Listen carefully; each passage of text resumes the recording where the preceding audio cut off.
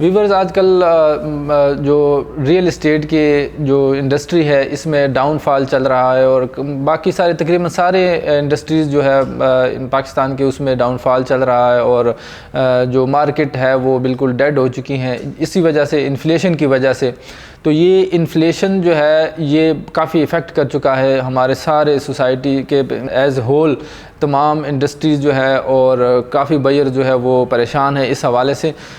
تو ہم نے کافی ساری چیزوں میں انویسٹمنٹ کر چکے ہیں، بہت سارے لوگوں نے ڈالرز میں انویسٹمنٹ کی، بعض لوگوں نے جو ہے گولڈ میں انویسٹمنٹ کی، اور اس طرح جو ہے وہ ان کا جو انویسٹمنٹ ہے وہ سٹک ہو کر رہ گئی ہے۔ تو جو پراپرٹی ایک ایسا ہے انڈسٹری ہے کہ اس میں آپ اگر انویسٹمنٹ کرتے ہیں تو اس میں اگر آپ کے جو کرنسی ہے وہ ڈی ویلیو ہوتی ہے تو اس سے اس پر کوئی فرق نہیں پڑتا ہے، کیونکہ یہ پیسے تو ہے نہیں ہے کہ وہ ڈی ویلیو ہو جائے تو وہ جو ہے وہ آپ کا کو نقصان ہو سکتا ہے، لاس ہو سکتا ہے، کیونکہ اگر آپ زمین لیتے ہیں تو زمین تو کہیں نہیں جا رہی ہے، وہ تو وہیں پر ہے، آپ کے جو ریٹس ہیں وہ بڑھتے جائیں گے، وہ کبھی کم نہیں ہو سکتے ہیں۔ تو اس لیے جو انفلیشن کے دور میں اور اس ٹائم جو مطلب ہے کہ ڈاؤن فال چل رہا ہے، تو اس ڈاؤن فال میں اگر آپ کوئی چیز لیتے ہیں، کوئی پرچیزنگ کرتے ہیں، کوئی پلاٹ لیتے ہیں، کوئی اپارٹمنٹ لیتے ہیں، کوئی بھی انویسٹمنٹ کرتے ہیں پراپرٹی کے جو شعبے میں، تو آپ کو یہ یقیناً بہت زیادہ فائدہ دے گی۔ وہ اس لیے کہ آپ اندازہ لگائیں، بعض لوگ ہمارے پاس کوئریز آتے ہیں، وہ کہتے ہیں کہ جی آج کل ہم اس لیے نہیں لے رہے کہ جی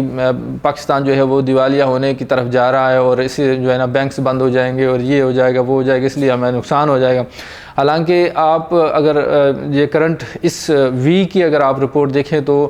سب سے جو ہے نا کافی انویسٹمنٹ لوگوں نے کی ہے، اور جو اس لحاظ سے اگر ہم بات کریں تو بلیو ایریا میں جو ہے 8 ارب سے زیادہ کا جو ہے ایک پلاٹ جو ہے وہ سولڈ ہو چکا ہے۔ تو اس کے علاوہ بھی کروڑوں میں اور لاکھوں میں روزانہ جو ہے وہ لوگ انویسٹمنٹ کرتے ہیں اور